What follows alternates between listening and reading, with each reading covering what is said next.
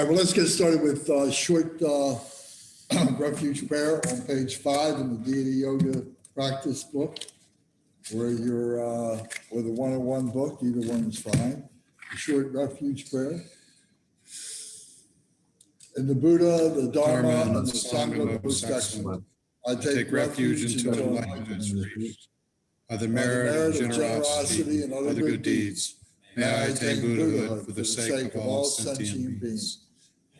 In the Buddha, the Dharma, and the Sangha most excellent, I take refuge until enlightenment is reached.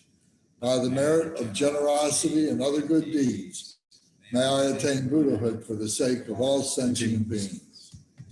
Sangye chodang choki chodnama Shangchu badu dagnai kasuchi Daji jinso jipe sonamgi Drola pinchir sangye drupasho.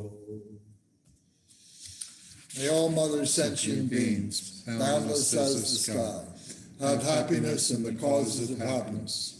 May they be liberated from suffering and the causes of suffering. May they never be separated from the happiness that is free from sorrow.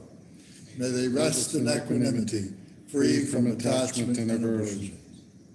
May all mother sentient beings, boundless as the sky, have happiness and the causes of happiness.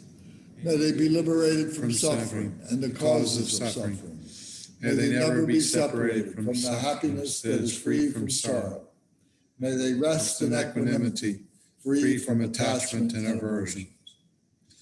Manam kadam yampe semchen tamche dewa dang dewe gudang den parjurshi.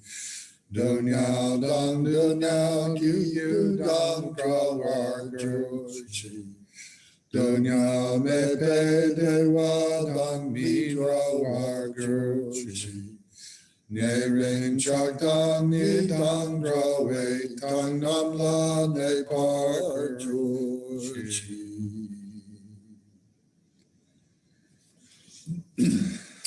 Okay, so tonight we are talking about the chapter 12 of the Learning Buddhism book.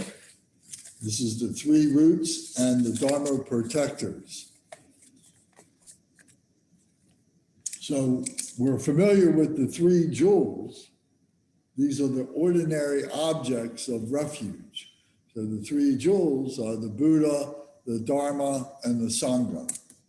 So what they are referring to is the body of the Buddha, the speech of the Buddha, and the mind of the Buddha. So when we say the Buddha, Dharma, and Sangha, we're saying the Buddha is the mind of the Buddha. The Sangha is the speech of the Buddha, which is the intellectualization of the Buddha. And the Sangha is the body of the Buddha. So, so we're familiar with that. So the 3 roots are what we call the extraordinary objects of refuge. So this would be the Llama, the Yidam, and the Dakini. So the Llama would be the extraordinary object of the mind of the Buddha, the Llama. So this is like the Buddha manifests through the Llama, the mind of the Buddha as the Llama. Then the Yidam would be the meditational deities. And the meditational deities are in our meditation mind, or in our intellect. You know, we have to imagine them. We imagine their attributes, and we imagine ourselves becoming those deities. And then as we do that, we more and more take on those attributes of being, of having the activity of those Yidams. So the Yidams can be almost any of the Buddhas that we know about, like green Tara, or white Tara, or Amitabha, or Vajrasattva, or Medicine Buddha, or Shenrezig, or Manjushri, any of the Buddhas or Bodhisattvas, any of the Sambhogagaya deities could be our yidam. And we could have many different yidams. We don't have to have one. Usually what we might do would be to have like one at a time. So let's say, for instance, most of us might choose Shen Reizei in the beginning and say, okay, the Bodhisattva of compassion, and this is something that we all aspire to have could you just leave it, please? I'm trying to get you on there.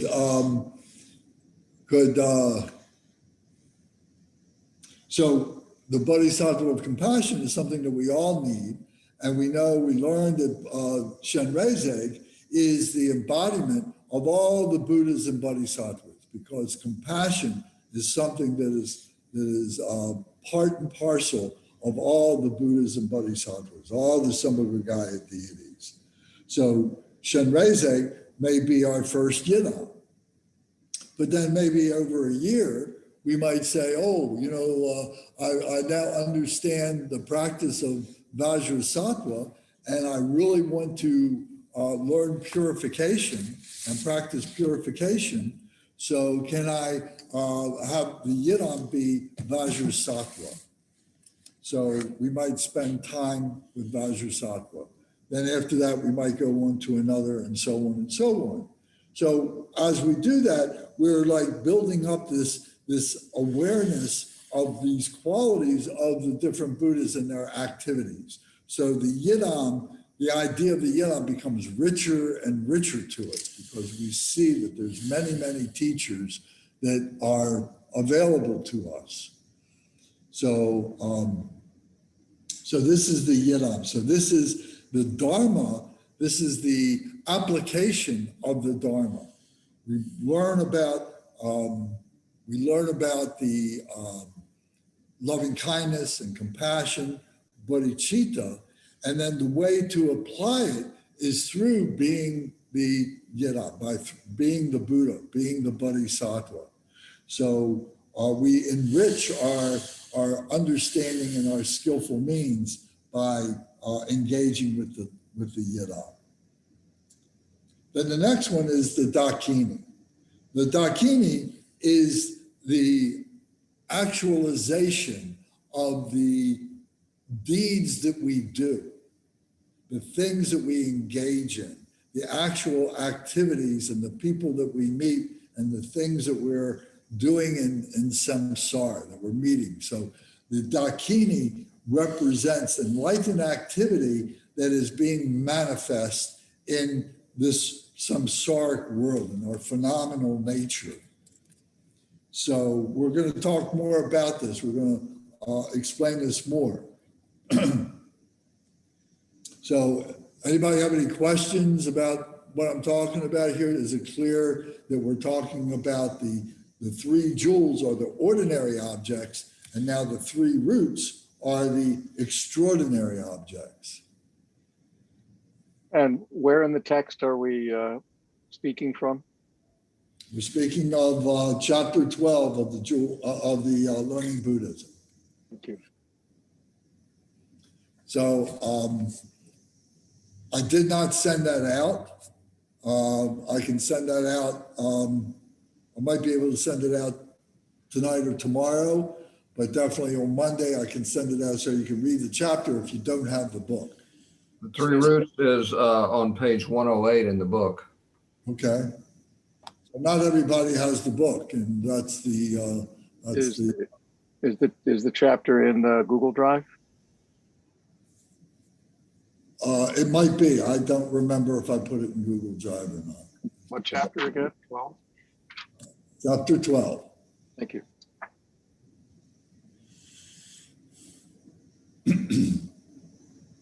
Okay, so now we go a little deeper talking about these three roots.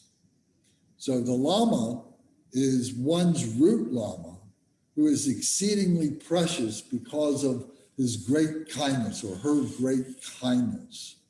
So the root Llama is expressed as being the teacher that you really see the Buddha, Shakyamuni Buddha, you really see the manifestation of the Buddha in your root Llama. That maybe there are physical attributes that you may associate with the Buddha, with your root Llama. There's definitely going to be behavior. There's definitely going to be teachings that is going to be so profound as if you are receiving the blessings of the Buddha himself through your root Llama. So very often they'll say that it's the root Llama who introduces you to the nature of your mind, to the true nature of your mind, the one who is able to kind of penetrate the blockages, the confusion, the misconceptions, the emotions that we have about what this Buddha nature is that we have. And they really, as I say, penetrate all those obscurations and be able to really give you a real symbolism, a real meaning as to what that means. So there are 9 root Llama benefits. So you might want to write these down. We talk about that first, there are the 3 kindnesses. The 3 kindnesses of the Llama are that they will bestow upon you empowerment. The empowerment to practice the deity yoga practices. So this is the first, the empowerment. He gives the initiation. He gives the instructions of what it is, all the characteristics of what those deity yoga practices are about. So what they look like, what kind of activities they engage in, what implements they have, why they have them, and like that. So the first kindness is the empowerment for you to be able to take up the practice and start developing, cultivating your becoming the deity. The second kindness is the kindness of the transmission. The transmission is the actual verbalization of the practice of the deity. So if it's Shenrezig, for instance, or it's Manjushri, for instance, that the Lama will give the empowerment, and then as part of the empowerment will give this transmission where he is reciting the whole entire sadhana, and then we're listening to it. But more than that, it's coming into our ears, but it's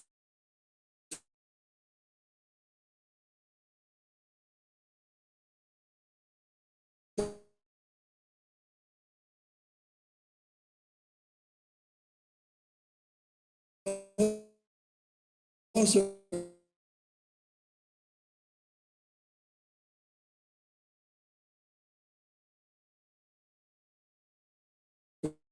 coming in his native language, or in Sanskrit.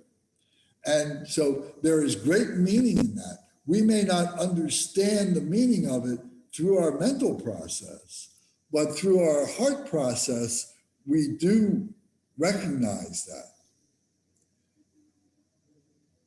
The Lama, in order for him to do this, to be able to give the transmission and to be able to give the empowerment, needs to go through what is called a self-empowerment. So let's say at 10 o'clock, it's scheduled that the Lama is going to be giving the empowerment for, let's say, Shenrezig, and there's 20 people coming in to receive that empowerment. Well, at 8:30 in the morning, before 10 o'clock, the Lama is coming in to the shrine room alone by himself, or maybe with his attendant, and he is going through the whole sadhana, the whole practice himself, and he is becoming the embodiment of that particular deity that he is going to be giving the empowerment upon. So he is, in essence, self-empowering himself to be that deity. So there's quite an investment that he is making in time and resources enabled to be able to do this. So he then, when people come in at 10 o'clock, then he's giving the empowerment and he's giving the transmission. So those are the first two kindnesses. The third kindness now is he gives the instructions as to how to do the practice, as to what to look for in the practice, is to how to receive the benefits of the practice. So, and he will very often use his own story to be able to tell you his experience of how it is that he has related to this particular deity, to this particular deity yoga. So he's sharing the secret experience that he's having. You know, we talk about that we have the inner, we have the outer, and we have the secret. So this sharing like that would be, all three would be the outer, would be the inner, and would be the secret of his being able to give this to you. And it gives you confidence for you to be able to engage in these practices and do these practices.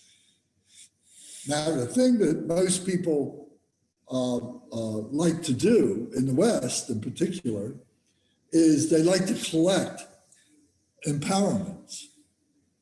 And they're very proud about that.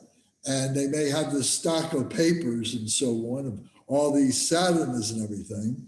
And they say, oh, I've got 14 empowerments or whatever, and I've got this empowerment, I got that empowerment. But the issue is that they never practice these. It's more important to receive one empowerment and practice many, many, many, many, many times every day than to receive many empowerments and never to practice. Because it's the practice where you have that secret experience, where you are experiencing the deity yourself. And that's a huge difference. Just recently, we talk about, Kenshin Rinpoche. Many of you may know Kenshin Rinpoche. He actually is the one who came to America in 1980, 1982 period, and he founded the first Drikung Kagyu Center in Washington, D.C. It was called the Tibetan Meditation Center. And the first thing that he did was he assembled some people that came to him, and he found some people who were good with language and computer skills and so on. And he began to translate many of these deity yoga sadhanas that we practice today. So our book here, this Deity Yoga Sadhana book, has 16 different practices in here, and all of them were translated, were part of this translation process from Kenshin Rinpoche back in the mid-1980s. So anyway, so he has since left the Dharma Center. He's a Kenshin. He is the great abbot who all Dharma centers are his Dharma centers. And he was just giving Zoom teachings for about 6 months while he was residing in Wisconsin. And so he went through this whole collection of teachings that he was giving, that he's been giving for many years, actually. He was repeating them over and over again for new people and for advanced people who received teachings before to refresh them. He got to a point where he said, I'm not going to teach anymore. You've got all the teachings that I can give you right now. And what you need to do is you need to practice. So don't expect that I'm going to be on Sundays or Saturdays, whatever his time was, to give those weekly teachings. It's up to you to practice. So that's a lesson for us all. We receive all these teachings, all these empowerments and so on. But if we don't practice them, if we don't study them, if we don't comprehend what they are, we don't meditate on them, then all they are vicarious experience.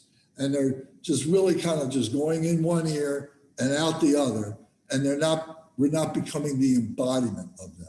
It's the practice that makes the difference. So the three kindnesses of the Llama are this giving the empowerment, giving the transmission, and giving the instructions for you to practice. So we're talking about the 9 root Llama benefits. So the first one is he who conveys all the meaning of the Buddha's speech, especially in the context of secret mantra. So I kind of said that already, but here it's very clear. He's the one who conveys the meaning of the Buddha's speech, which is the Dharma. The Buddha's speech is the Dharma, especially in the context of secret mantra, the way in which it is being expressed in the deity yoga. So this is the mind, this is the true nature of the Buddha being expressed to us through mantra, and much of this is through his experience, his secret experience that is relating to you. But it also can be many stories about other great masters. It may be stories about the Buddha himself. It may be about lineage masters, the Trikungpas. It may be about Garchen Rinpoche. There's many, many masters that he could be talking about. And if you attend these teachings, you'll hear, you may have some of these, hear some of these stories. And there's many books that you can read that are collections of these great stories and are very useful because it really humanizes enlightenment. It shows us how we as ordinary beings need to be able to cultivate enlightenment, and then what happens as we are doing it, and then what happens once we have had enlightenment experience. So it's through the secret mantra that this takes place. He bestows the empowerment to us. So we already talked about that. He gives us the transmissions. So we already talked about that. He explains the Tantra. The Tantra, the word Tantra is a Sanskrit word that means continuum. And what it is relating to are all these practices, all these studies, all these contemplations that we are opening ourselves up to be able to recognize that we are part of this continuum of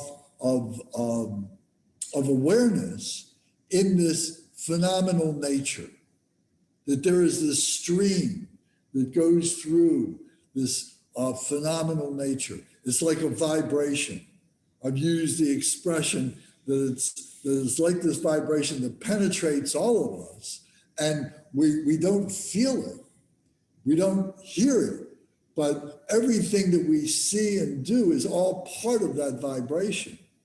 And the more that we engage in practice, and the more that we engage in meditation, the more we are harmonizing with that vibration.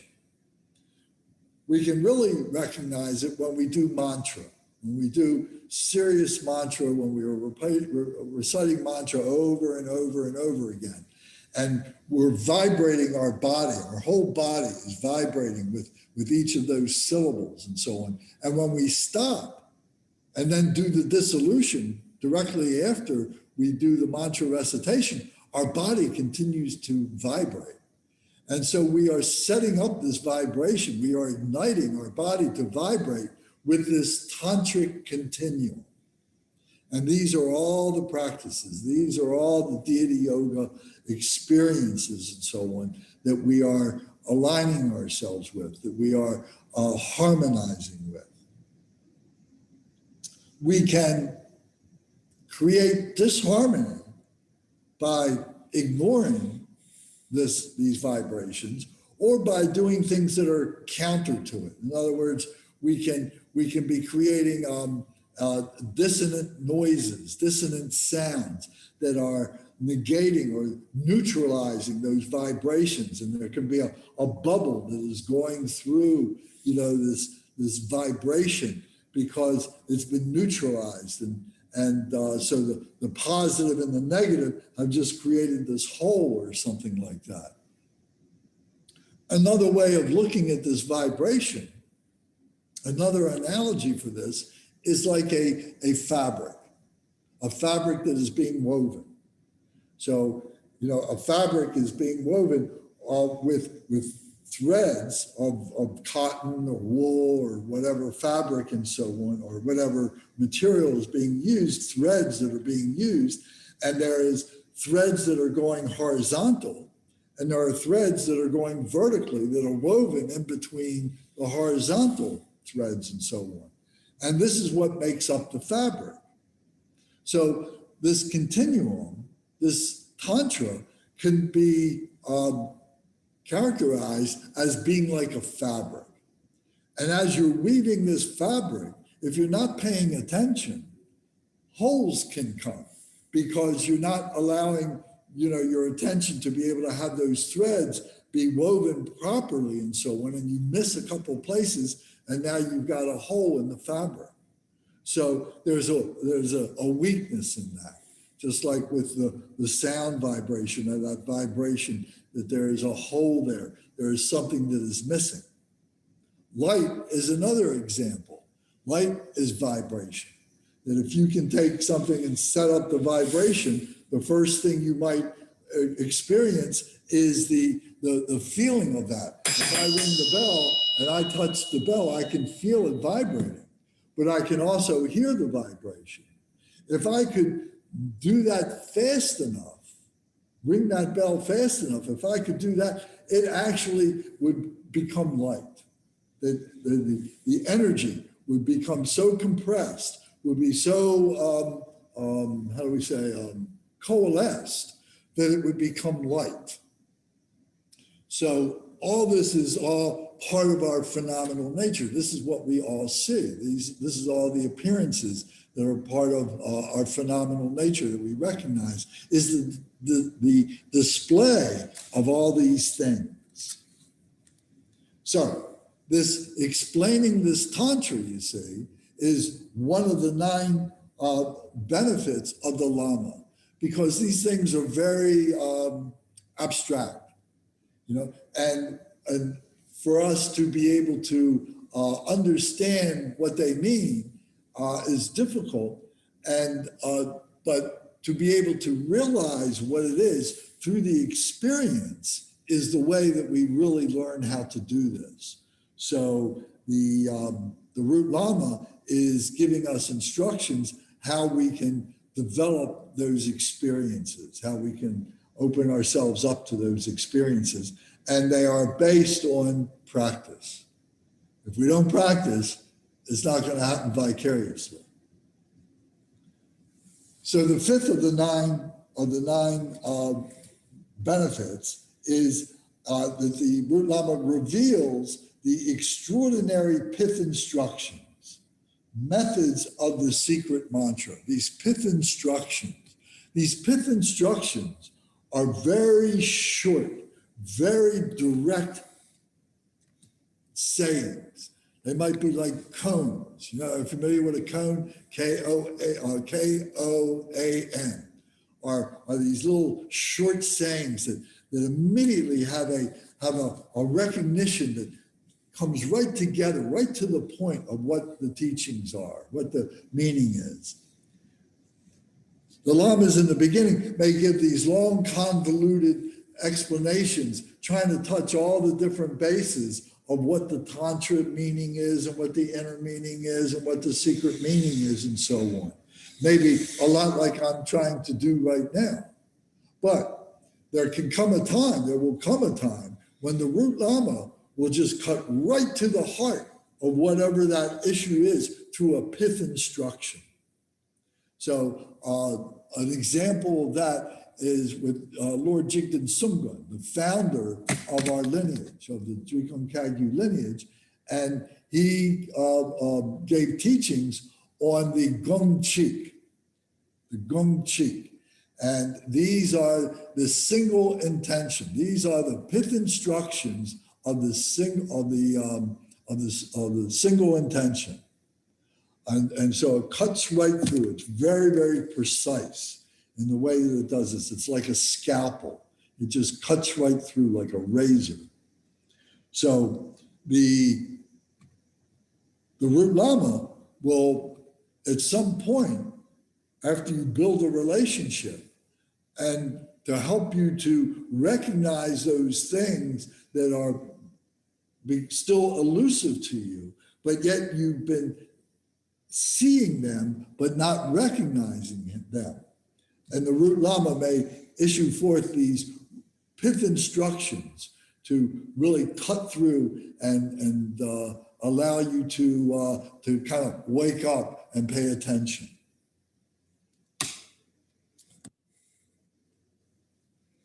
So the sixth one is he passes on the lineage of the Buddha. Now this is really important. Many of us, particularly in the West, we've got this built-in arrogance that we can know everything, we can do everything. And the reason why we're born into the West, because we consider it to be superior than being in the East, and that we can experience everything just as we recognize it ourselves without any connection to the masters, any connection to the teachers, and so on. So the connection to the teachings, the connection to the teachers, the way that it has been passed down from the Buddha to his disciples, who then became Buddhas, who then had their disciples and passed it down to them, who then became masters, and they had students and passed it down to them. And these lineages continue, and they go out many different ways. So it's like this network, these different networks, if I can use that word, to describe these lineages. And the essence of these lineages, to be true, all have to be the same in terms of the essence of the teachings, that they are coming from Buddha Shakyamuni, and that they hit on certain points that resonate with us all. And we can question these, we can have doubts about these, and we have to leave room for self-discovery of these things. If the teacher says to you, look, you've got to learn this, and I'm going to tell you how to do it, and that's all you need to know because I'm going to teach you how to do it. That's what you got to do. That's wrong. What the teacher will tell you, what the true teacher will tell you is, I'm going to show you how I experienced this. I'm going to show you the books that it came to me. I'm going to explain to you the teachers that came to me, starting with Buddha Shakyamuni and all the lineage. And now it's up to you to discover it for yourself, to take all this information, but we all have to discover it ourselves. So this is the passing on the lineage, and we shouldn't miss the opportunity of the lineage. There's a great deal of temptation to say, oh, the Llama has insulted me. Oh, I don't enjoy the Sangha. Oh, I don't enjoy the methods that are being used. I'm much better than this. I want to go faster. They're not going fast enough for me. So I can do this on my own. I know where to get the books. I know that I can call certain people up and I can get little bits of information, but you may get something from one teacher, from another teacher, from yet another teacher here, over there, and so on, and think that you are doing something that is cohesive and is meaningful. But it's not part of a lineage. It's not part of this continuum. And it becomes a mistake to do that because there are gaps, there are missing ingredients in what it is and what that vibration is, what that fabric is. So we have to respect the lineage and align ourselves with a lineage. You might decide that you've been with a lineage for some time, and for some reason you want to move on. you should discuss it with your teacher. You should have faith in the system. You should have faith in the teacher, and you should discuss it with them. Many times they will give their blessing and they will help you to find the next teacher that you need. Maybe you've gone as far as that teacher can take you, but you need to go further with another teacher. So they will help you to do that.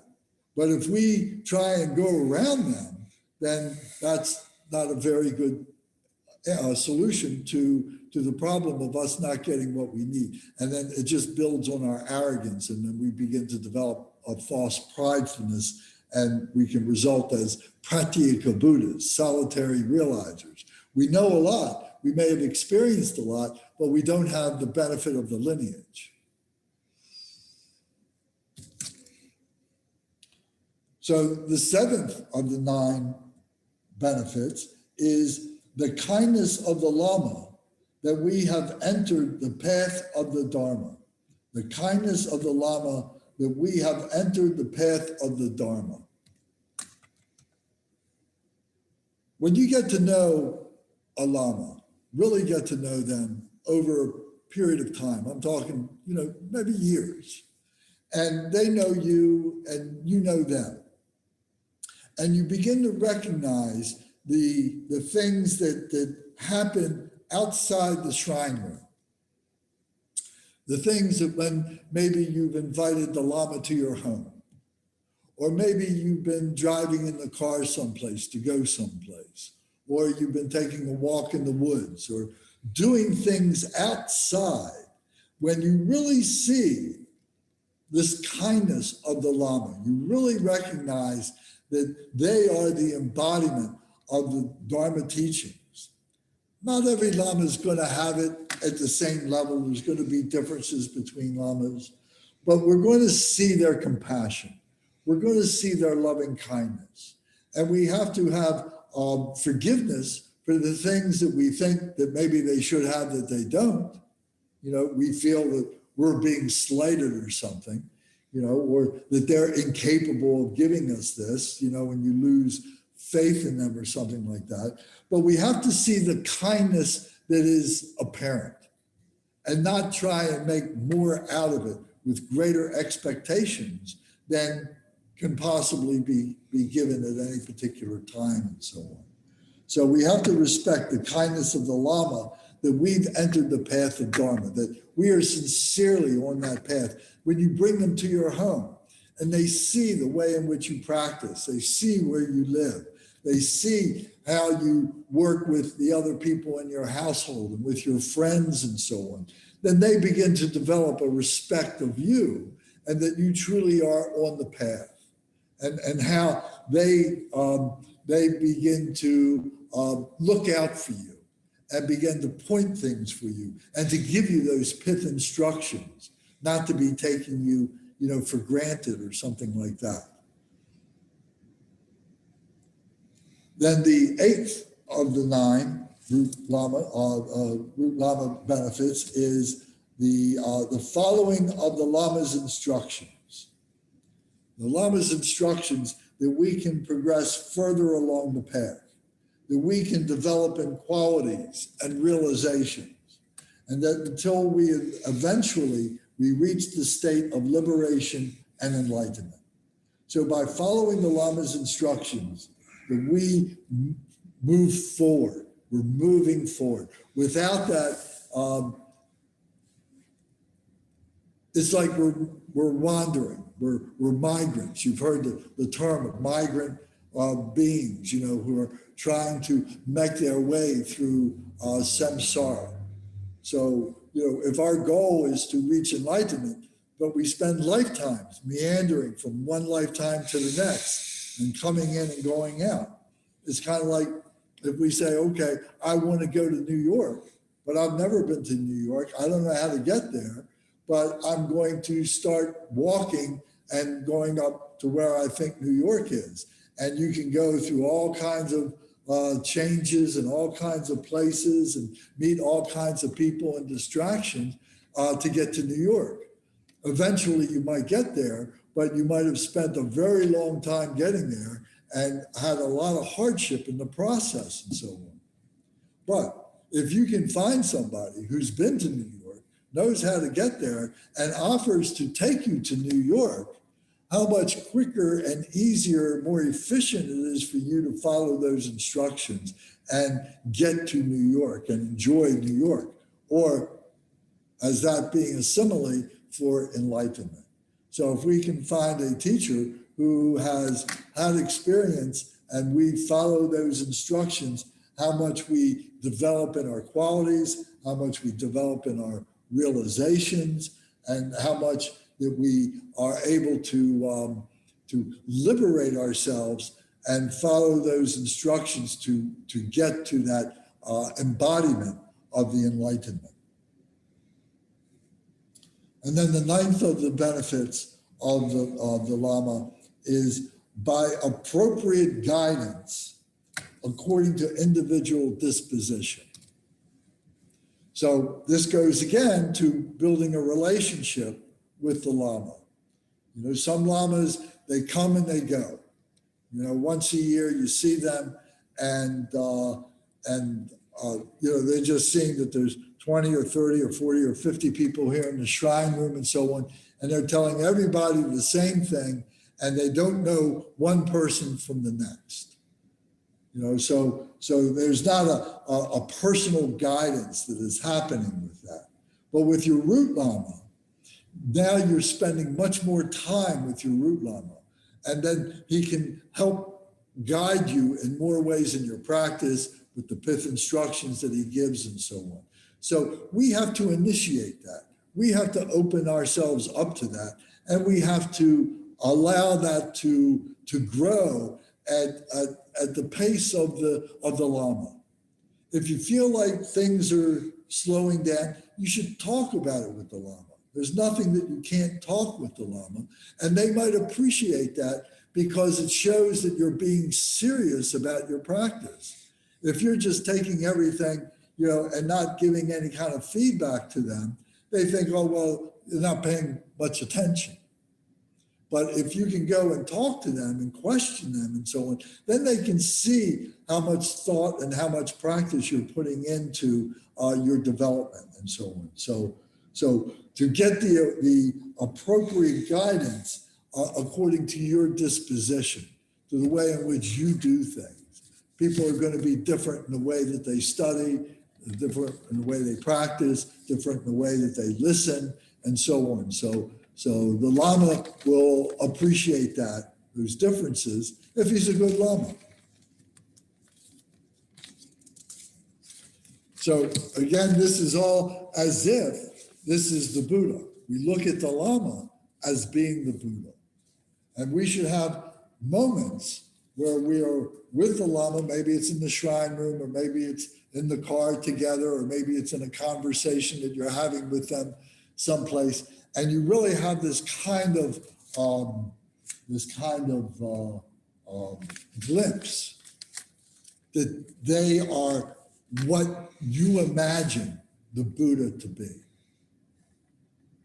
That it's really speaking to you, you know, and they'll speak many times about a karmic connection, that there might be a karmic connection from past lives, that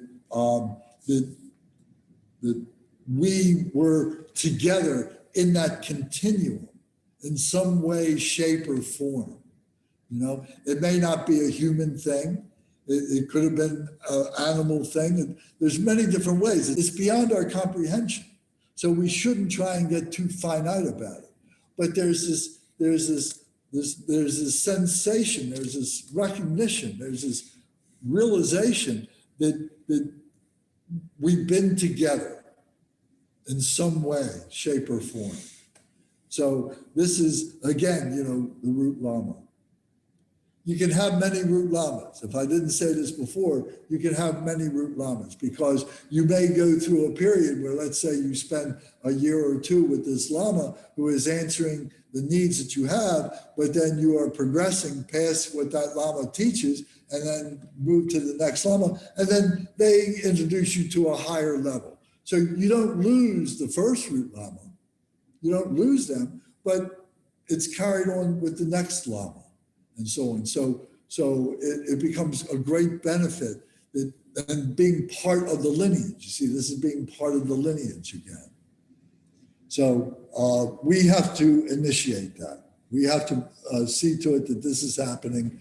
And then once a relationship is really stable, then you might see that the Llama may be calling you up or calling you out or saying something to you that, that really means something, that they are taking the time to kind of wake you up, to try and get you to see something that you're not seeing. Up until that point, it's all on you. Does anybody have any questions or comments about this?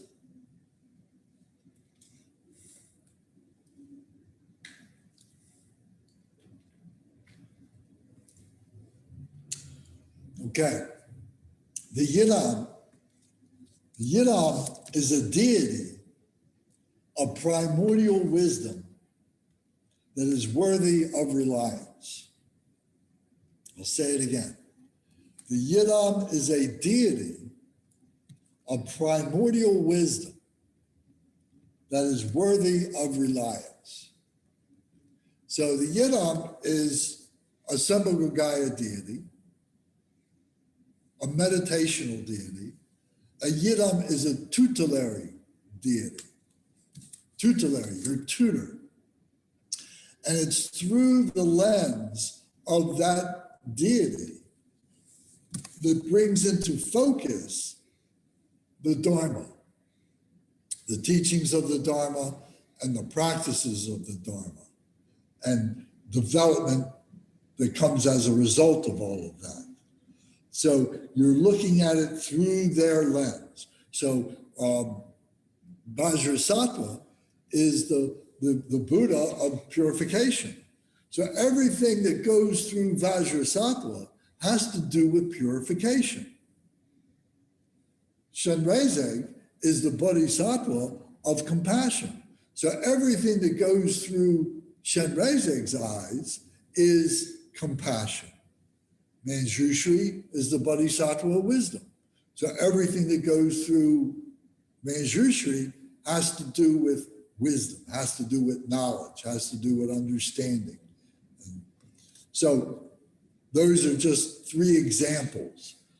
Medicine Buddha, everything that goes through Medicine Buddha is the healing of the obscurations of the illnesses of all beings, whether it's physical illnesses or it's mental illnesses.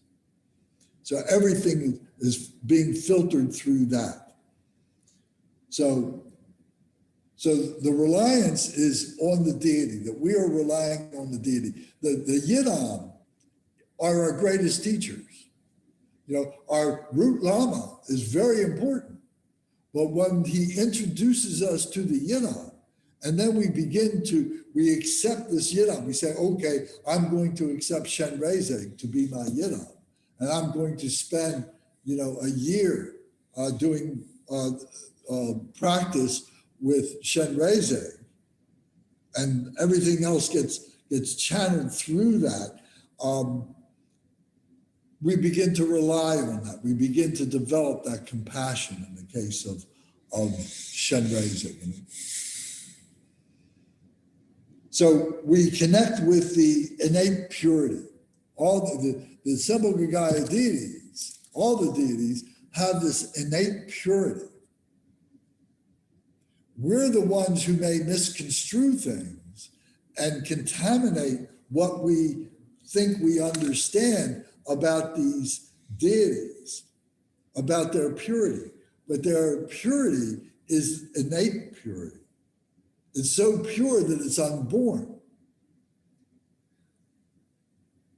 So that's an important distinction, that it can't be corrupted because it's unborn. So these are reflecting the qualities of enlightened mind. They are reflecting the qualities of the enlightened mind.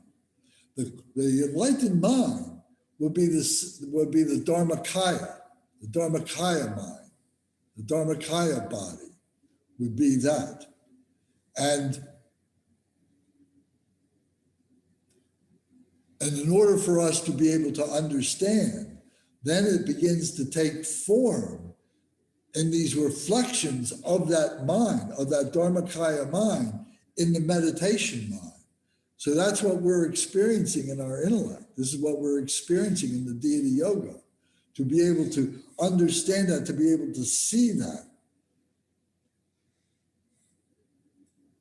And it's through this contemplation, it's through this practice, and it's through the glimpses of becoming the deity through these techniques, through our meditations, that we become the embodiment of those activities. The pure manifestation of the Yidam deity embodies all the qualities of Buddhahood. The pure manifestation of the Yidam deity embodies all the qualities of Buddhahood. This is called the Attainment of Wisdom.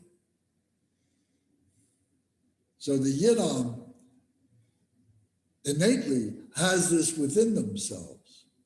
And we are recognizing that through our meditation mind, through our process, through the Sambhogagaya. There are many different deities who are emanations of Buddhahood. All Nirmanakaya emanations, peaceful and wrathful deities. So we talk about that there's the Dharmakaya, there's the Sambhogagaya. The Sambhogagaya is the subtle enjoyment body. So these are the meditational deities again.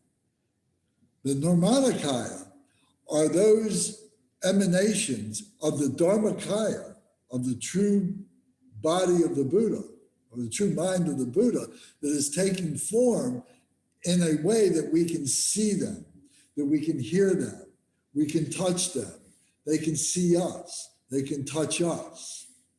They're taking human form, they may take other forms. We may receive teachings in many different ways. We may, maybe through our pets, through something as subtle as that. Nevertheless, we recognize that our teachers are emanations of that Nirmanakaya, at the very least, when they are on the throne. So Lance, Yes. so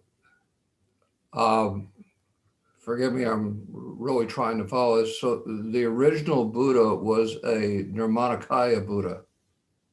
Is that correct? He was Correct. He was a Nirmanakaya Buddha, but he had Dharmakaya within him. We all have Dharmakaya within him, within ourselves. But he was able to manifest that into Nirmanakaya form. We all are Buddha. We all have that potential. We all have true nature.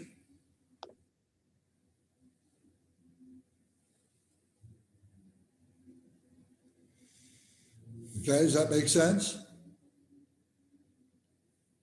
Okay, so it's not to be taken lightly. It's something that through the experience of practice that we begin to recognize the Sambhogagaya, that we begin to recognize the Nirmanakaya. So, through reading the biographies of the Buddha and other great masters, other Buddhas and Bodhisattvas and so on, do we begin to see, the attributes, what it is that qualifies calling them as Nirmanakaya. So when they are on the throne, we have to, at the very least, imagine that they are the incarnate Buddha.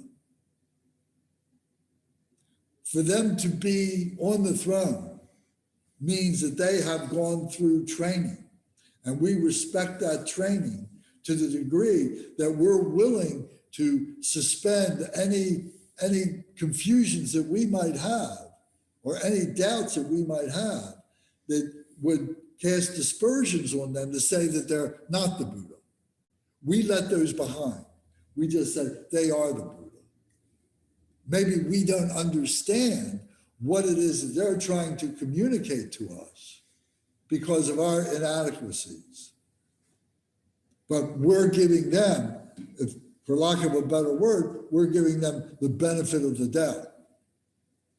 So in this way, we're always willing to recognize Nirmanakaya in so many different ways, in so many different teachers, and so on. So not every of these teachers are true Nirmanakaya deities or Nirmanakaya beings, but for a space and time, they might be. For a space and time, we might be behaving very purely.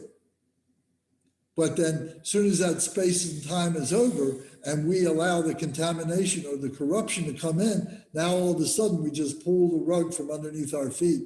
And now we become, a miserable, hateful being again. But for a time and space, we were really pure.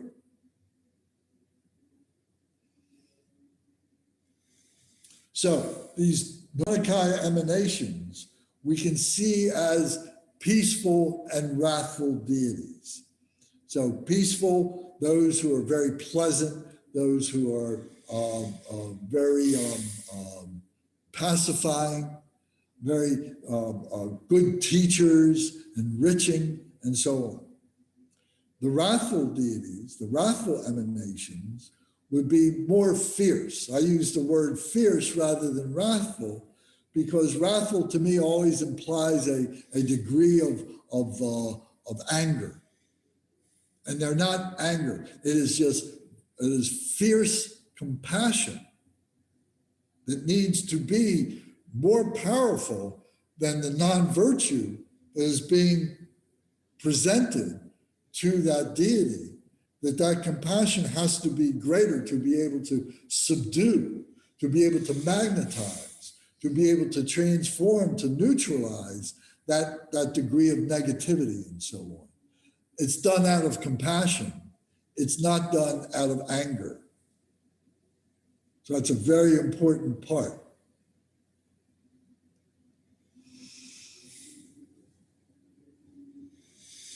The essence of the practitioner, is somebody going to say something? Could intensity be used? Intensity? As well as fierce? Sure, the fierce intensity, yeah, sure. It's another adjective. It's an adjective of their behavior. Maybe it's a adverb. Maybe that's the right way to parse that out. To say the verb is their activity, the action, and the adverb is it a fierce action or is it an intense action? So yes.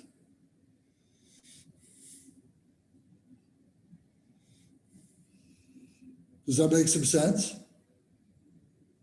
Yes, thank you. Yes, it does. Thank you.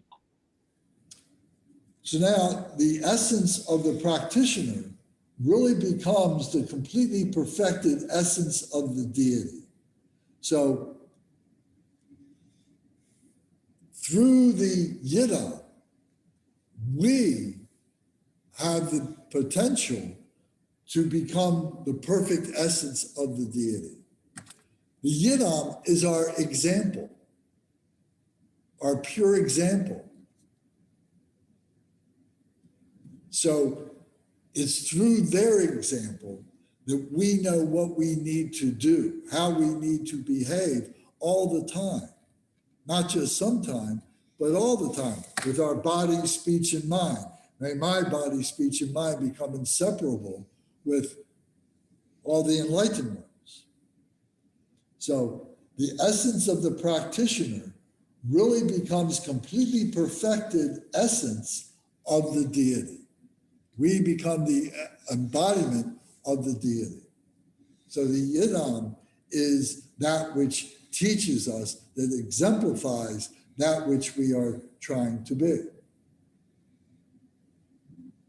So if somebody asks you, for example, what is your yidam? What is your yidam? How would you respond? Well, truthfully, either I don't have one, I don't know what a yidam is, or no, I don't have one, or my yidam is Shen Reizig or Manjushri or whomever it is, and you should be truthful about it in any case. So it can change. It can change, yes. Okay. If you prefer not to reveal your yidam, to keep it secret, that's fine too. You know, because it may be because we're vulnerable. You know, we're not stable enough in our practice and our understanding of practice and of our development and so on, that we don't want to engage in a conversation with anyone about that. Or maybe it's just somebody who has no idea about what Buddhism is, or maybe it's someone who has an idea to even ask you the question of the yidam, but you don't want to engage with that. But I would think that if your teacher, if your Llama would ask you something like that, then he's asking you to engage in a conversation and you should respond. But if it's a Dharma brother and sister, it's really up to you. I wasn't trying to put you on the spot. I was trying to elicit an example so that I could relate. Oh, so you want to know what my yidam is? That's Pardon me? fine. My yidam now is Medicine Buddha, Sangye Menla. When I started out, my yidam was Shen Reizig for a number of years. And then my yidam became Vajrasattva for a number of years. And then Medicine Buddha. And there were reasons for each one of those. And so Shen Reizig hasn't stopped being a yidam to me. And neither has Vajrasattva stopped being a yidam to me. And Medicine Buddha may be my yidam now, but that doesn't mean that sometime in the future, I may change that to be yet another yidam. How about Vajrapani as like the protector and also destroyer of obstacles? Correct. Yes. So we're going to get to, so Vajrapani is a bodhisattva. So yes, so is a wonderful yidam, you know, the power, you know, but I think it's a conversation to have about that, because that power is very easily misconstrued, is very easily taken for granted. And it has, I think that it has to be prepared for being your yidam by having experience of other yidam.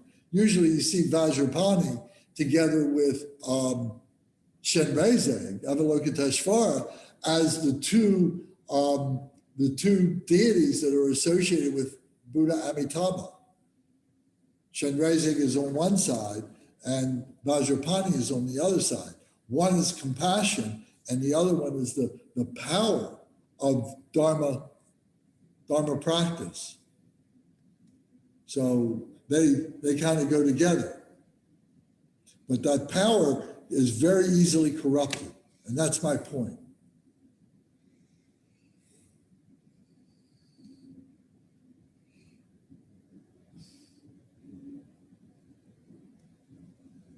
Any other thoughts or questions? Could you expand on the corrupted portion? I'm sorry, say that again. You said Vajrapani, and is it the Vajrapani's energy can be corrupted? Could you expand on that a little bit, please? Well, any of these qualities of the Buddhas and Bodhisattvas, within the Buddhas and Bodhisattvas, is completely pure, and we should have complete confidence in that. But we may corrupt it as we are bringing it into ourselves. Oh, I see. I got it. And that's why you're saying other Yidam deity practice is best first, prior to that. Correct. Vajrapani. Yeah, Got it. because Vajrapani is a wrathful deity, a fierce deity, a bodhisattva. But it's towards the end of the spectrum of if you will, of being a great bodhisattva, that power is realized. So a lot has happened to get to that point, so that power is not allowed to be contaminated. So there has to be a respect there for understanding that. And we'll talk about, this relates to the 8 great bodhisattvas. This is the 8 great bodhisattvas. And so these are the highest level of human beings, the human ideals before becoming a Buddha and so on. So knowing these 8 great bodhisattvas is very powerful, very meaningful. And we talk a lot about them when we enter into the conversations with the Bardo Todor.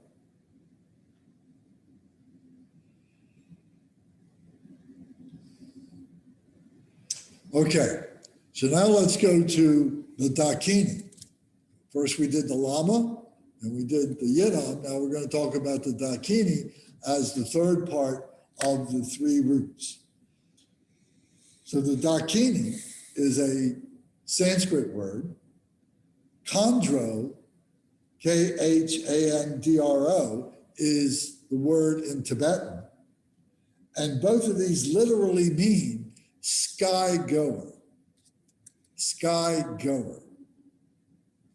So an analogy that I always use, and it's just an analogy, is kind of like the angels that we're used to. In Western culture, they talk about the angels. There's good angels and there's bad angels. Well, the Dakinis are all good, but they're kind of nebulous in the way that they move about. They're like skygoers. They're like angels that kind of fly around. They penetrate us. They're within us, but they can suddenly manifest through somebody else, and through their words, through their body, through their actions, can manifest as a lesson to us, to me, or to you. And the person that they are moving through may be completely unaware of it. There may be a situation where this particular dynamic is happening between you and yourself, and this Dakini that is intervening through somebody else to say something, to have them say something, there's going to be a trigger to you. So that's why I say it's very nebulous. It's very interesting. So we're going to talk a little bit more about it, but I just wanted to set up that particular simile in your mind. So the Dakini has power of meditative absorption, has the power of meditative absorption. So what does that mean? Meditative absorption, to really be deep, concentrated meditation, to really be that even though you may not be on the cushion, that you are moving around, but you still remain in that absorption. Or that you are still on the cushion and unable to get up off the cushion because you are so deeply absorbed into that meditation. So we'll talk about meditative absorption a little bit later on in other teachings and so on. But the Dakini has the power of this meditative absorption. They have the power of miraculous manifestations. That's what I was saying, that they can, enter into another's body, say something, and then disappear, and that person doesn't even realize it. They can travel through space unimpeded. They can go from one end of the galaxy to the other end of the galaxy by clicking your finger. And they are the protection of wisdom. They are the protection of wisdom. They're not evil. They're not bad Dakinis. So there is 3 types of Dakinis. It says completely enlightened Buddha Dakinis, completely enlightened Buddha Dakinis of primordial wisdom. So this is the very highest level of Buddha Dakinis, who are not completely enlightened, they're not fully enlightened. A Buddha being fully enlightened. Bodhisattvas can be enlightened, but they're not fully enlightened to become a Buddha. They're like holding back, they're just a step below. So Dakinis are like that. They're this protection of wisdom to remain in this state. Completely enlightened Buddha Dakinis are primordial wisdom. They can be noble beings at very advanced stages of the path, but not yet reach complete unsurpassed enlightenment. I'll say it again. Noble beings at very advanced stages of the path, but not yet reached complete unsurpassed enlightenment. So these are beings that you may encounter in Sangha, you may encounter in books, you may encounter in the workplace. These are beings who have a very high morality about them, a very high spirituality about them, but they may not call it that. They may not recognize it as that, but yet they are doing really, really good things. I had the great fortune of working for somebody like that. For 20 years, we were such good friends. I learned so many things from him. He was a little bit younger than me, but he was a great person to so many people. And I don't think he had a real mean bone in his body. And he helped everybody. He helped the people that worked for him. He helped the people that we worked for. And he was just really a kind, sweet person who used the idea that if he does good things all the time, good things will come back to him in the way that he was trying to, have a lifestyle. But everything he was doing, could have been very spiritual, if he would just turned it around and expressed everything in spiritual terms. So in that way, he was like that noble being who had this great spirituality about him, but really didn't recognize that as being such. He marginalized. He said, "Well, I don't know. I'm not going there. It's my job to support this business, to be able to support the people that are working for me in their lives and my family. That's what I'm trying to do." So, and then the third type of Dakini is those that possess marks and signs. So this can be very dramatic. And I don't know whether you've met some of these people or not, but some people are just very theatrical, very dramatic. And they have the way they dress, the way they wear their hair, the things that they do, the places they go, the things they say, the activities that they engage are very dramatic and so on. But they're all very pure. They're very wholesome. But they really kind of go, for somebody, an ordinary person, they may seem to go over the top. Why are they so dramatic?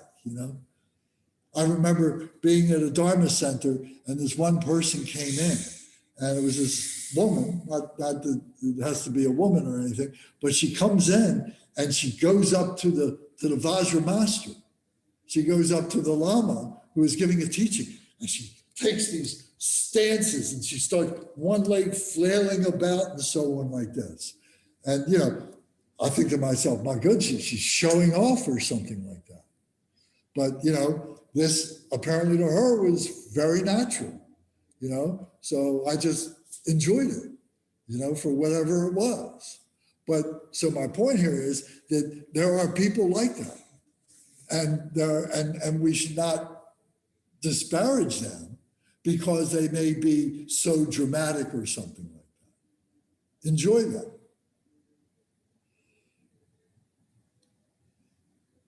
So the three types of Dakinis: those that are enlightened Buddha Dakinis of primordial wisdom, the noble beings of advanced stages on the path, but not realize it, and then those that possess marks and signs, those that are very dramatic and being able to do things and so on. I'll say again, on the point of the noble beings, I was making the example of my friend who, didn't have a spirituality, but you can meet those noble beings who do have a spirituality and who are involved in Sangha, involved in Dharma teachings and so on, and how much more powerful they are, how much more of a noble being that they are than my friend who didn't have that particular quality about him. So now, the wisdom Dakinis. The first is, so examples of that would be Vajravarari and Naro Kachoma. These belong to the mother class of the highest Yoga Tantra. So these are the consorts to the Harukas and to the great wrathful deities, Vajravarari. So these are like Vajrayogini.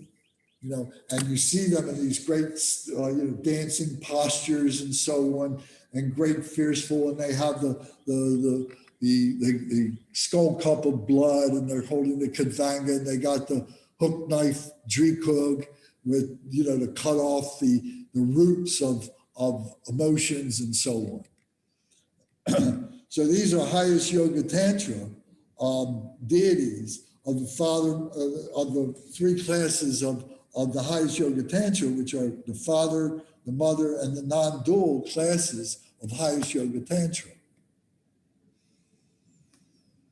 So I'm not going to go into any detail on that because I'm really not qualified. That's the kind of conversation we'd have with a Llama teacher who's really been trained in that. I have some familiarity with it, but I'm not a teacher of that. But we can recognize that Vajravarari is considered to be the mother of all the Dakinis, all the wisdom Dakinis, the mother. And she is an expression, she is an emanation, she is an embodiment of Tara. So I didn't mention this, but all the Dakinis are female.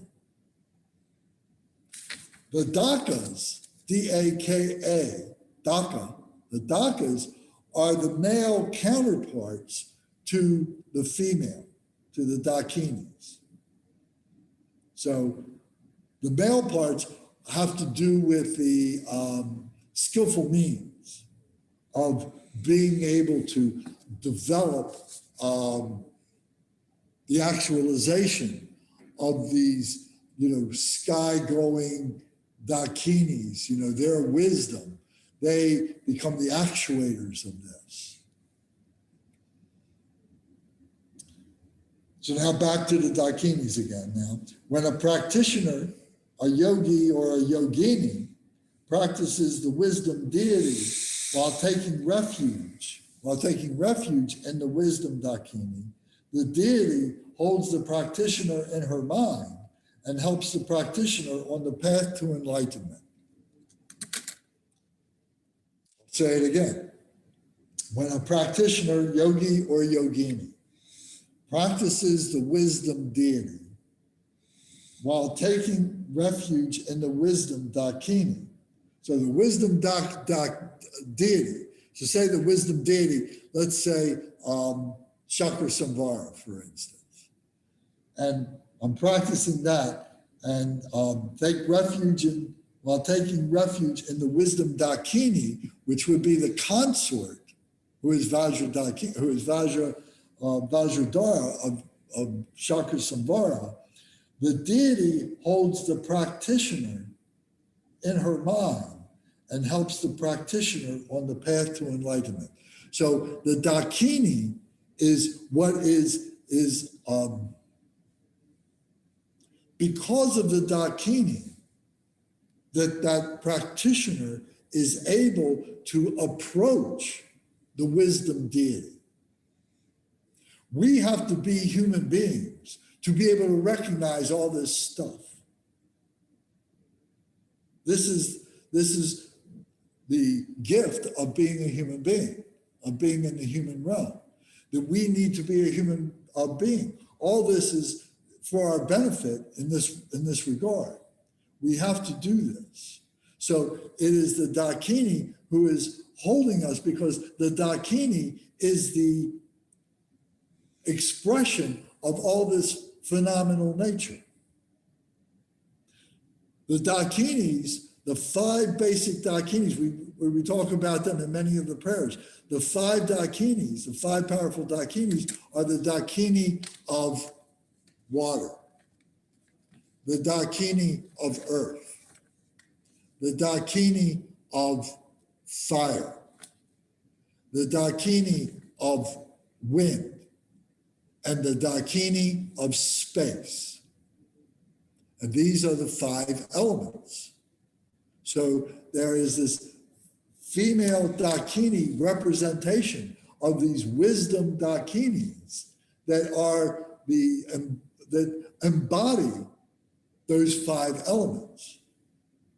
So that's very abstract, I know, but to contemplate that is really far out. And as our body is fire, earth, air, water, and space, that we are, those Dakinis are present in us. And those Dakinis are present everywhere in all this phenomenal nature. We may not be able to recognize them, we may not be able to see them, but they are huge. All the fire is the embodiment of the Dakini of fire. Kandrohe, Dakini. Rupiniye is all the earth. So it's so as we get more and more into these high yoga tantras, you begin to see how these all interact, and these are all wisdom Dakinis.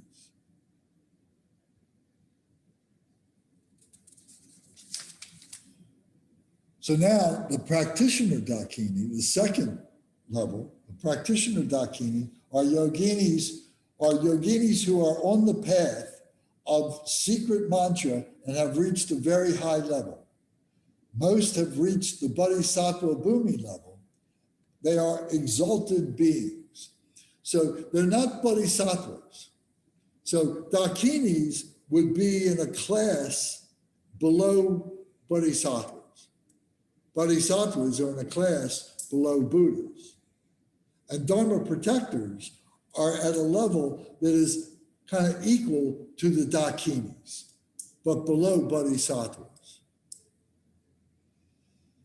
So I'll say it again now. Yoginis are on the path of secret mantra, Vajrayana, secret mantra, and have reached a very high level.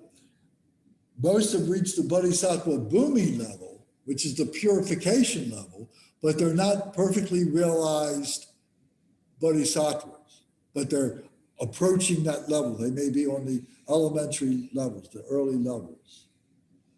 And they are definitely exalted beings. So they would have great wisdom, they would have great skillful means, they would have great mores, they would have the 6 paramitas, all these qualities would be readily apparent to them.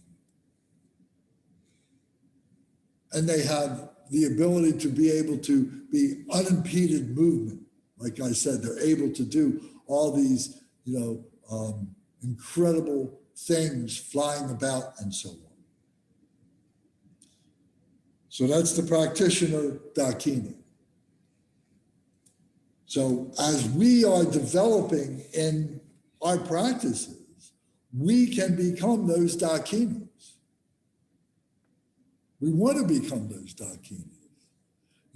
They are levels that we are able to see, that we are able to actualize, the accomplishments that we have been accumulating, or the qualities of the attributes that we have accumulated. And then we can see that in our Dakini ways, that we have certain powers, we can do certain things, we can say certain things, that influence other people in a positive way. So we can see ourselves as behaving as Dakinis.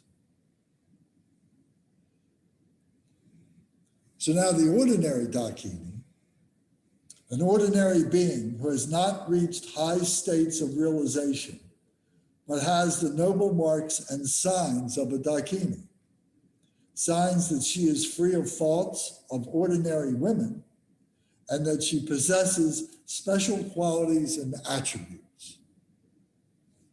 So this may go to my example of that woman who approached the Vajra master, doing these, things like that. They're doing these things, to make a statement. If they were truly realized, they would be much more humble. They wouldn't have to be doing these things. But their ego is being carried away with themselves and doing these demonstrative things and so on. So, but she has these marks, she has these abilities, she has a particular look about her or something like that. Sometimes you could look at somebody and say, wow, that person really seems to be, looks like somebody who's special in some way. So, and maybe that they are free of the faults of some women. We have to look at this as women, but some women have certain afflictions and so on that and they become subject hindrances to those afflictions and so on. While these Dakinis are very free-spirited beings who aren't bound up by some of the doubts and the confusions that an ordinary person might have. And they would have special qualities and attributes. Maybe they are a particularly good dancer or a particularly good yoga practitioner. They can do the standing tree for a half an hour. They can stand on one foot with the other one, the foot, braced on the opposing knee, and stand there for long periods of time. That they just have this innate ability to be able to do these kinds of things. So this is an ordinary Dakini. They may be impressive, but they're not transformative. The practitioner Dakini will be transformative, at least for oneself, maybe not for others so much. But the wisdom Dakini will be transformative for others.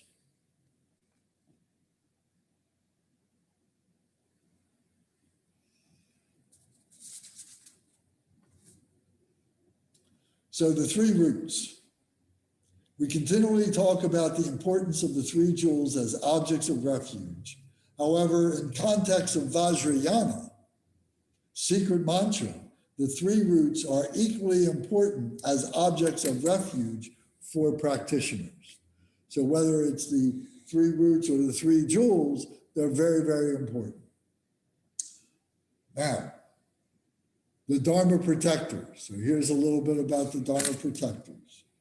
The Dharma Palace is the Sanskrit word, Dharma Palas. The Pala means protector, Dharma protectors.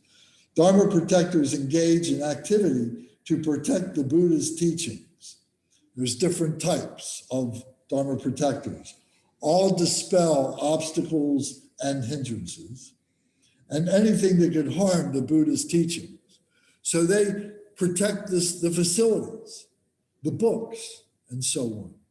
They protect the money, or the finances, or the possessions, and so on. These different things, they are protecting those. They're invisible to us, but yet there is this safety in what they are able to blanket us with. Some Dharma protectors have been subdued by enlightened beings and then made commitments to protect practitioners and Buddhist teachings. So many of the Dharma practitioners had become subject to great terrible deeds. You know, the story of Mahakala. Mahakala is the Dharma protector, one of the two major Dharma protectors of the Drikung Kagyu. And Mahakala had originally been a monk who was on retreat in a cave many years ago in Tibet. And, or maybe it was Nepal, I don't know for sure, but where the story goes, he was in a cave and he was deep into an absorption of a meditation. And these hunters dragged a buffalo that they just killed into the cave to slaughter the buffalo. And they didn't see the monk who was in the back of the cave meditating. So they cut off the head of the buffalo and it just rolled to the floor and rolled over near to where the monk was. And the monk was startled and made a noise or something. And the hunters turned around and saw him, realized that he would, jeopardize, their being able to get away with this slaughter. So they took their knife and they just sliced off the head of the monk while he's still in meditation. Well, the monk kind of, comes to some degree and realizes he doesn't have a head and starts feeling around on the floor and finds the buffalo head and puts that on his head and he becomes the buffalo. And then he goes crazy and kills the hunters and then goes out into the village and starts killing people in the village and doing terrible things and so on. And the elders in the village are experiencing this, and they go to the village Llama and say, oh, there's the monk. They recognize the monk's clothes, but he's got a buffalo head doing these terrible things. And saying to him, Llama, you got to do something. That monk that has been up in the cave, he's going crazy. He's got a buffalo head and he's killing people. You got to do something. So the monk then goes into meditation and invokes Buddha Amitabha, evokes Manjushri, evokes the wisdom deity Manjushri, and says, how can I subdue this monk who now has this buffalo head? So Manjushri imparted to him the wisdom and the skillful means of how he can subdue him, how he can calm him down, and so on. So the monk then, the village monk then goes to and confronts this wild monk with the buffalo head and applies the teaching that he got from Manjushri, and he is subdued. And then that monk then vows to make amends for what he has done by protecting the Dharma, by protecting the Dharma teachings, by protecting the Dharma facilities, and so on. So this says that some Dharma protectors have been subdued by enlightened beings and then made commitments to protect practitioners and Buddha's teachings. So Mahakala is an example of that. Someone who did terrible things, but saw the light, so to speak, and then made a vow to protect the teachings and the Dharma. So some Dharma protectors who are transcendent have attained full enlightenment, so they can go right through and become Buddha. Other Dharma protectors who have not yet attained liberation are still worldly entities, but they love virtue and a wholesome Dharma. So many of the teachers, many of the Llama teachers can be Dharma protectors. Many of the ordinary Sangha members can be Dharma protectors. They're printing books, they're helping the teachings, they're taking care of the facilities and so on. These are works of the Dharma protectors. So examples are Mahakala, Achichoki Droma is a Dharma protector, Nechong or Gyalpo Pehar are Dharma protectors who have not reached the state of enlightenment. Mahakala and Achichoki Droma have attained enlightenment, and they can be great transformative. Achichoki Droma can dispel confusion and clear away confusion, and Mahakala is great protection of facilities. So, and there are Dharma protectors who are worldly protectors and local deities. So the ways in which the Dharma protectors work to benefit the Dharma and help practitioners are quite incredible. Achichoki Droma helps Kabyong Chetseng Rinpoche escape Tibet. There's many stories about how she manifested to protect masters like His Holiness Chetseng Rinpoche and Jigden Sumgun and so on like that. There are still some obstacles that because of karma can't be averted or reversed, but still when it is possible. Local deities or deities of the earth are not enlightened, but it's good to respect them, make offerings, and maintain positive relationship with them. They can help certain worldly obstacles, create harmony, and ensure rainfall. So, some of this is, for us in the West is a little bit, mythology, but there is a sense of energy, if nothing else, that there are these beings and that there is this help, this assistance that is with us in the spiritual realm that may be invisible to us, that we can't see, we can't measure it, we can't really comprehend what it is, but yet it's there. The local deities or deities of the earth who are not enlightened cannot help on the path to liberation and enlightenment, so we can't rely on them.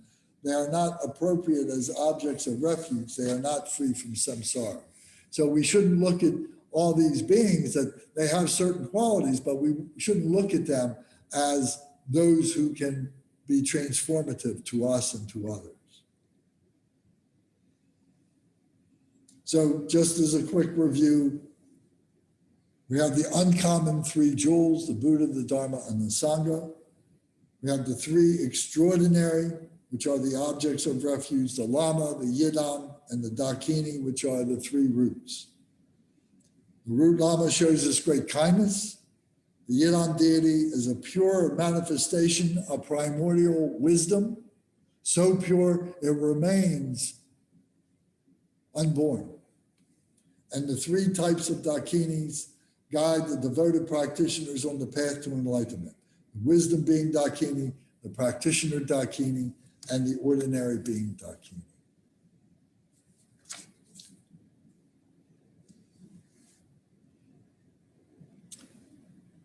So that's pretty interesting, don't you think?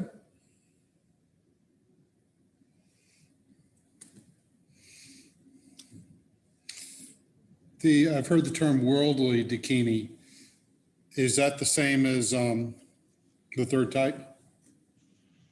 Yeah, that we would experience here, in our midst. Like the Srigma sisters, were they Dakinis before they were subdued? No, they were sirens. You know, the sirens, you know, women, seductive sirens who were trying to seduce Milarepa. And he subdued them and they became Dharma protectors. They became Dakinis. So after they were subdued, they become practitioner Dakinis or wisdom Dakinis, or I imagine they became practitioner Dakinis and took vows that in future lifetimes that they would do everything they can to protect the Dharma and other practitioners. So can I ask a question? Of course. So this the discussion around Dakinis is fascinating. I know we've talked about it before, but it's striking me this fourth time around as really interesting. Some Dakinis that are at a certain elevated level of enlightenment can, as you said, can transcend space, can be sort of quantum entities, and others are bodhisattva types. So, are there some folks? Are there some beings that can move through the two lower kayas and just sort of emanate into Sambhoga kaya or Nirmanakaya, or do they exist simultaneously in those two in an overlap?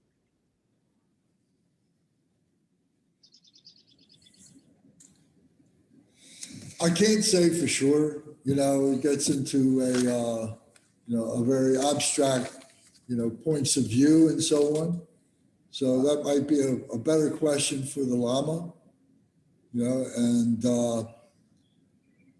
they are truly transcendent beings.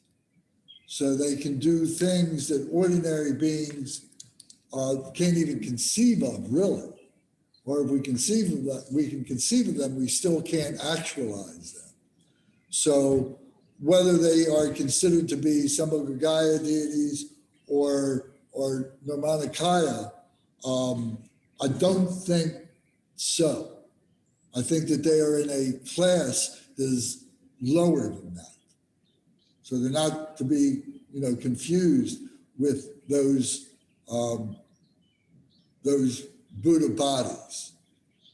I see. That's how I look at it. And the wisdom Dakinis is way different, because those are, the consorts to the Harukas and so on, like Vajrayogini and so on. So that's in a different class altogether. They are clearly in that class. So maybe from that point of view, you could say that the practitioner could be the Sambhogagaya, and the Dharmakaya, the Nirmanakaya could be the ordinary. I don't think so. I don't know. It's a good question. It's a provocative question, one to do some research on. Thank you.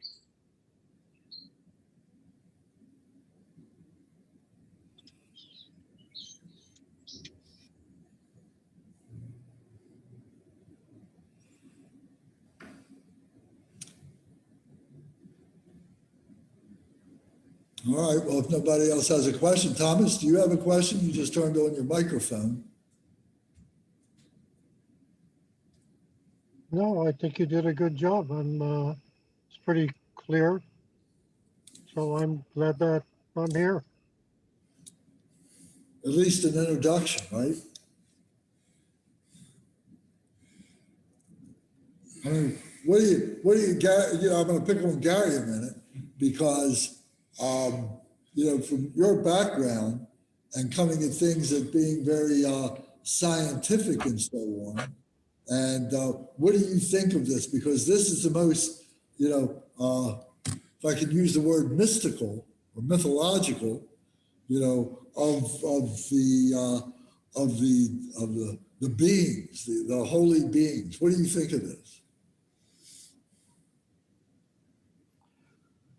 Well, do you mean,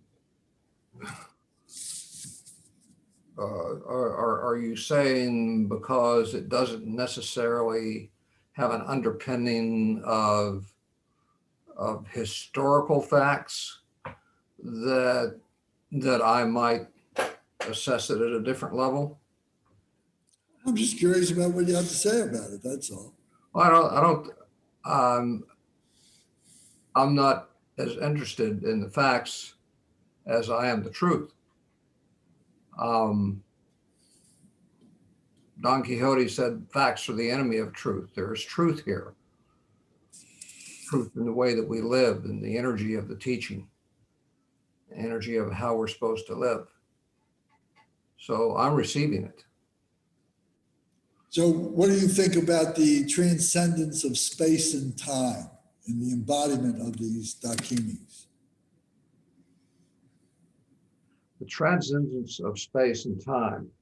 The transcendence of space and time, that they're able to go from one place to another in an instant, as we perceive.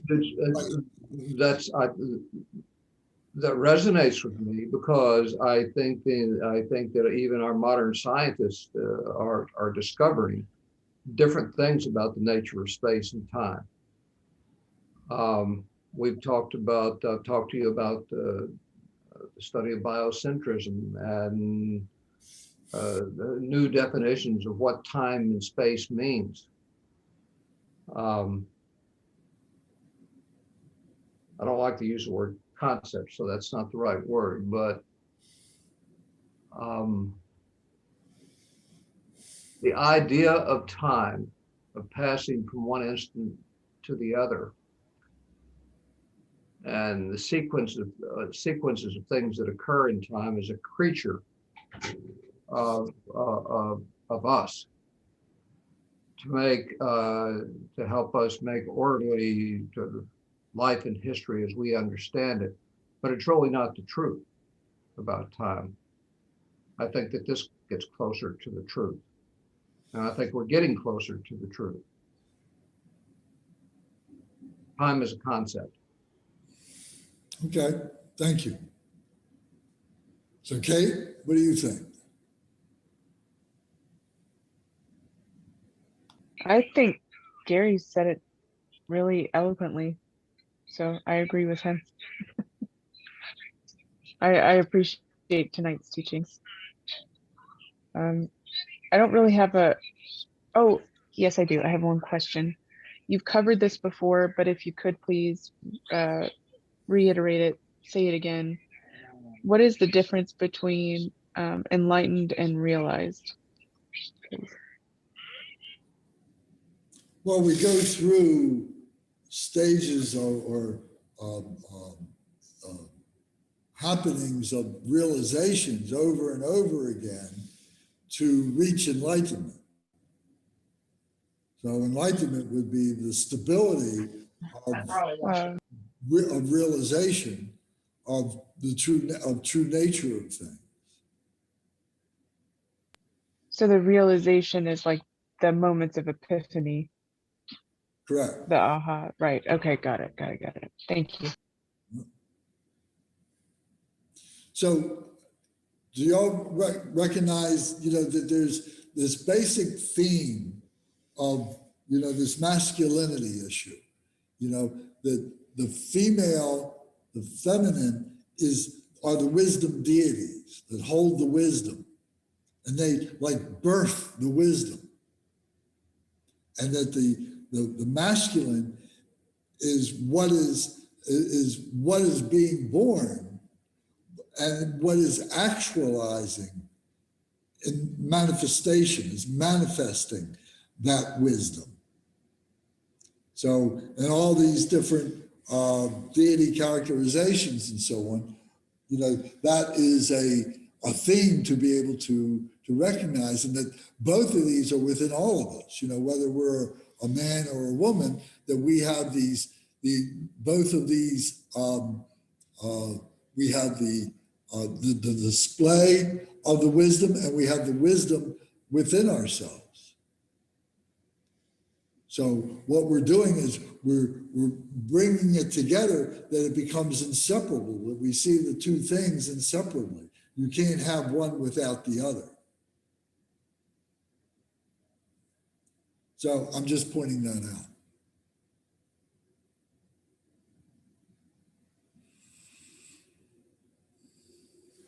You got any question? No? Okay. All right. Well, then, thank you very much for paying attention tonight. I think it's one of the more difficult chapters because it is kind of abstract for most of us. So, but I think it's, definitely something to continue to ponder, continue to examine. So am I correct? There's no class tomorrow night. Is that correct? Sunday does not have a class. Thank you. Yeah, but yes. But we'll be back on Monday night doing Buddhism 101. Could you comment if there's anything worth saying about the Hinduism's notion of Ishta Devata, chosen deity, and the Tibetan Buddhist Yidam? I don't know enough about the Hindu to be able to really comment on it. I don't know. I don't know what that means. I think I might have seen the term Ishta Devata occasionally tossed into some of our writings. Is that like the avatar? No, Ishta Devata means chosen deity, just the way we chose, like you chose. Did you choose a deity? Yeah, I think that's why the term maybe popped up. Yeah, and so much of the Buddhism comes out of the Hinduism, no question about that. So that may not be a far stretch to be able to imagine that it has roots there. Okay. Today, we practiced. We began this morning with meditation, and then we did practice with Khenpo Samdup online on Zoom, and then at 11 o'clock, then we did Lama Chopa practice, and it was a rejoicing of the songs of realization by Jigden Sumgun and for Jigden Sumgun. And so many people were singing songs and reciting mantra and so on like that. It was very nice. And tomorrow is going to be another day of the same thing. And that went until 1 o'clock. And then at 2 o'clock, we came back, those of us that were here, came back into the shrine room, and we did a Shenrezig practice. It was very good. It was very nice. And we did it online on Zoom. So if you have time and you would like to join us for a more of a concentrated practice of Shenrezig, where we recited 10 Mala rounds, and we meditated for 30 minutes, and some things can happen with that.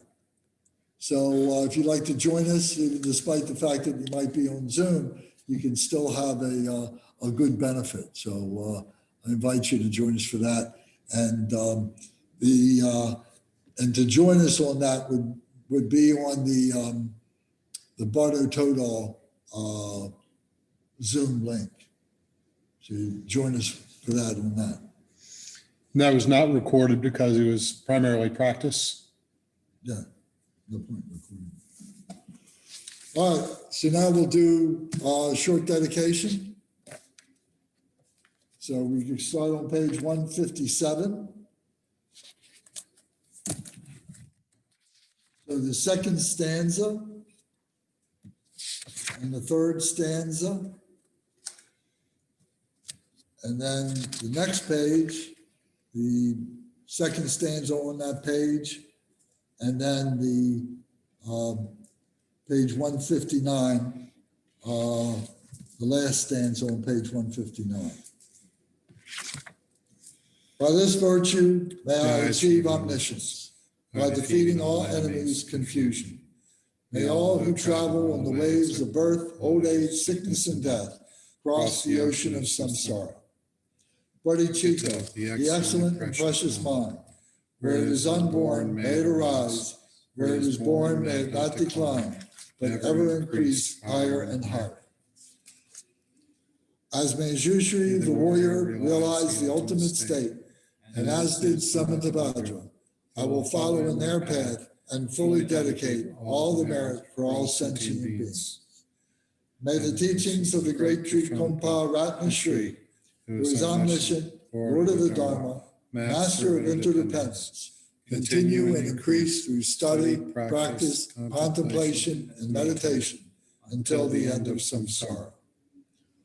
Om, Ah, Om. Om, Ah, Om. Om, Ah, Om. May my body, speech, and mind become inseparable from the body, speech, and mind of all the enlightened ones.